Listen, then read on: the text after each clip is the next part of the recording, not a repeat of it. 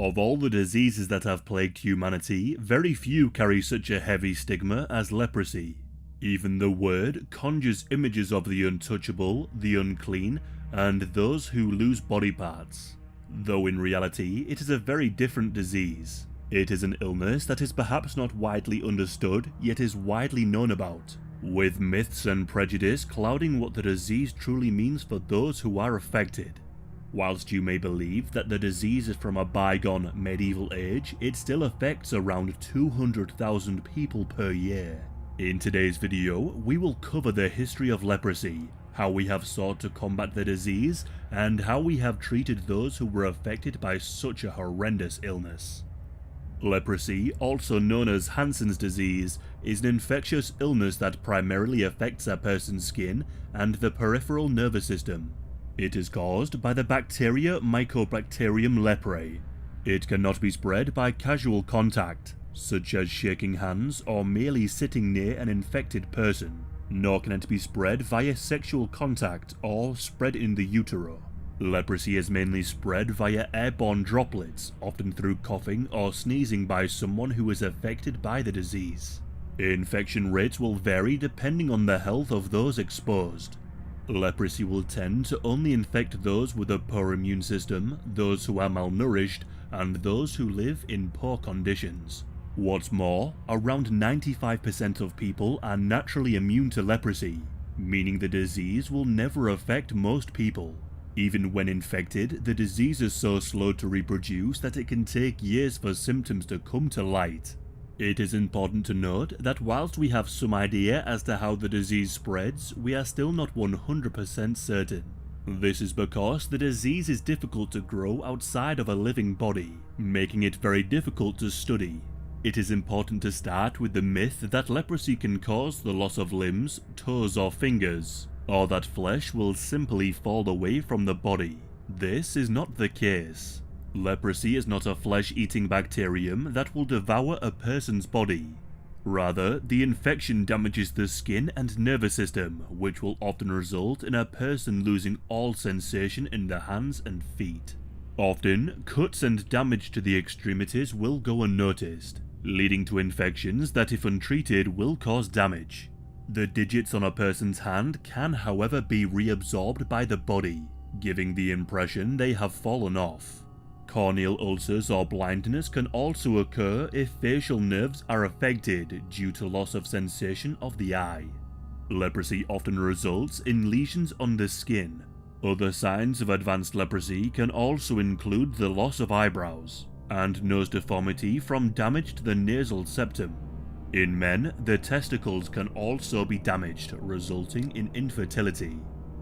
Leprosy is perhaps one of the oldest illnesses that has affected humanity.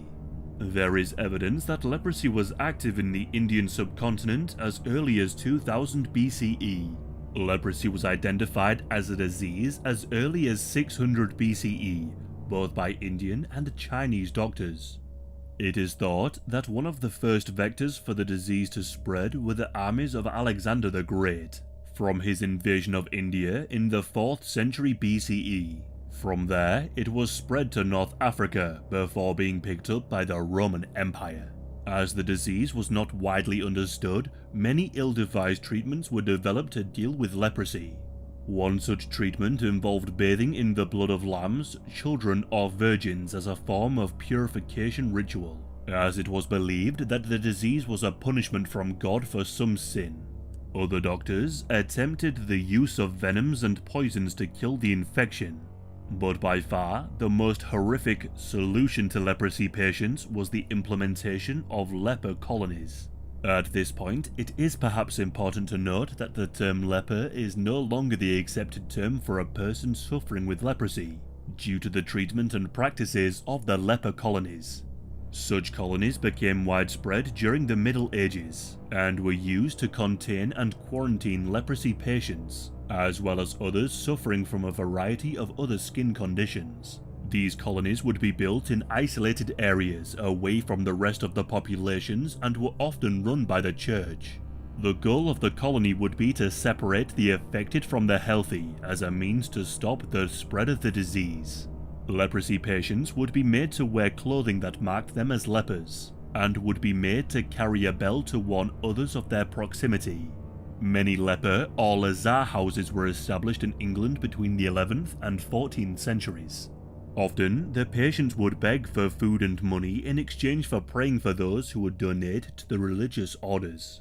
The stigma of those shunned by the community, combined with the misconceptions about the disease, resulted in the use of such colonies until very recently. One notable example is Kalupapa, a small Hawaiian island that was designated as a leper colony following the enactment of a law that marked patients as little more than criminals. Despite being enacted in the 1960s, the state of Hawaii did not repeal the law until 1969. Even to this day, the island has not been developed, with those who remain on the island, who are well into their 70s and 80s, left unable to reintegrate into society. A link in the description will be available that looks into the consequences of this policy for those who wish to read more.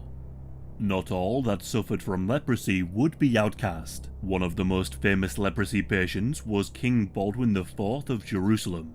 As a child, it was clear that he had contracted the illness, though was not formally diagnosed as to avoid the stigma. As the only son, his accession was tolerated by the ruling elites. Despite having no feeling in his right arm, Baldwin was able to lead his armies against Saladin and his Saracen forces, successfully defeating them in 5 engagements and taking part in the fighting himself. In today's world, we now have access to medications and treatment for leprosy, though it is vital that such intervention happens as soon as possible. The telltale sign of numbness or loss of feeling ought to be referred to a doctor as soon as possible. It is then the case of taking a number of antibiotic drugs together in what is known as a multi-drug treatment to deal with the bacteria. It is when the illness is left untreated that major damage can be inflicted. The disease is most commonly found in India, Brazil, and Indonesia, with more than half of all new cases of leprosy being diagnosed in India. Very often, the stigma of the disease results in people, particularly women and girls, not wishing to disclose their symptoms for fear of being shunned. As a result, the disease will go untreated and progress to a stage that is debilitating. Whilst the Indian government has developed and distributes a vaccine, it does not offer a full level of protection.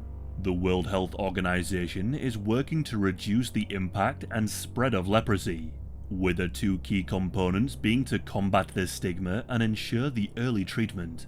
Early detection and the treatment will result in fewer people developing more debilitating symptoms. In stopping the stigma associated with leprosy, more and more people will be willing to seek help, which will go hand in hand with early detection. Whilst we have come a long way from leper colonies and not understanding the illness, there is still more work to be done. There is no doubt that plenty of you would have held misconceptions about the disease, but it is through better understanding that we can look to remove the stigma, which will set us on the right path to eliminating the disease. The stigma of leprosy has undoubtedly caused a great deal of unnecessary suffering, and whilst it can be somewhat understood when we had little to no idea about the disease, we have today a much better understanding. I would invite you all to look further into the work that has been done to rid the world of the disease and the consequences of shaming those affected. Links will be available in the description for those who wish to look further.